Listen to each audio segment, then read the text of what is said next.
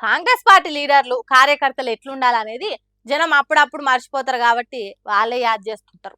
Hago ఆ పని ఇప్పుడు హైదరాబాద్ అంబర్పేట్ కాంగ్రెస్ పార్టీ తన భుజాల మీదకి ఎత్తుకున్నది. కడమ కాంగ్రెస్ పార్టీ కార్యకర్తలకు తెలంగాణ పబ్లిక్ కు కాంగ్రెస్ లీడర్లు ఎట్లా మెదలాలే, ఏ పద్ధతి పాటించాలనేది కండ్లకు గట్టినట్టు చూపెట్టిండ్రు. మీరు కూడా ఒకసారి చూడండి. చూసిండ్రా? ఇగో గిది అసలైన కాంగ్రెస్ పార్టీ పద్ధతి.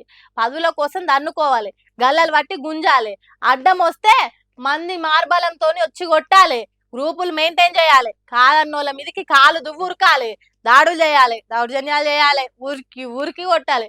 సొంత పార్టీలైనా సోపతిగాడైనా ఊకోవద్దు అన్నట్టే చేసి సమాజానికి చూపెడుతున్నారు. కాంగ్రెస్ పార్టీ యూత్ అధ్యక్ష పదవి కోసం 2 గ్రూపులు పోటీ పడుతున్నాయట. మాకే దక్కాలి పదవి అంటే లేదు, మాకే దక్కాలని అటుపక్క ఇటుపక్క ప్రాంతాలకు పోయి కంతలు వలగొట్టుకునే కాడికి తెచ్చిండ్రట.